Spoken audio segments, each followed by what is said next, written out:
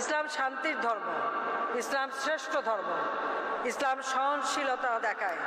সেই জন্য আমরা আমাদের ধর্ম পালন করব, কিন্তু অন্যজন ধর্মীয় যারা তারাও যেন নিজ নিজ ধর্ম যথাযথভাবে পালন করতে পারে। কেউ যদি কোনো অন্যায় করে সেটা তো আল্লাহ রাব্বুল আলামিনই বিচার করবেন। আমরা তো বিচার করবার অধিকার আমাদের নেই।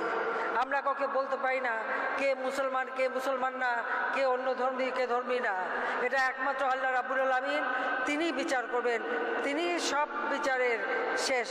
কাজে আমাদের তার উপর ভরসা রাখতে হবে, তার উপরই আমরা সব রকম দায়িত্ব দেব। কারণ আল্লাহ আমাদের সৃষ্টি করেছেন, আল্লাহর হুকুম ছাড়া গাছের পাতাটাও নড়ে না, আমরা সেই বিশ্বাস করি।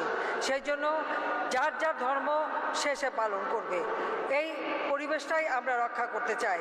কোনো রকম সন্ত্রাস, জঙ্গিবাদ, কোনো রকম অন্যরূপে অত্যাচার, অবিচার যেন না হয়, সেটাই আমরা দেখতে চাই।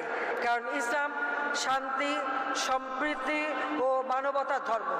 ইসলামের যে সম্প্রীতি এবং মানবতা বোধ, এটাই আমাদের সবথেকে বড় মূল্যবান সম্পদ। আমাদের নবী করিম সাল্লাল্লাহু আলাইহি ওয়াসাল্লাম আমাদের সেই শিক্ষা দিয়েছেন।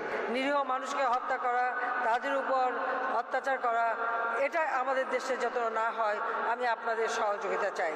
একেবারে তৃণমূল পর্যায় থেকে যেন শান্তি থাকে সেই ব্যবস্থা করা। ইসলামের যে মর্মবাণী, শান্তির বাণী, সেটাই সবাইকে পৌঁছাতে হবে। তাহলেই আমাদের দেশটা অর্থনৈতিক উন্নয়নে যেতে পারবে, আমি সেই বিশ্বাস করি।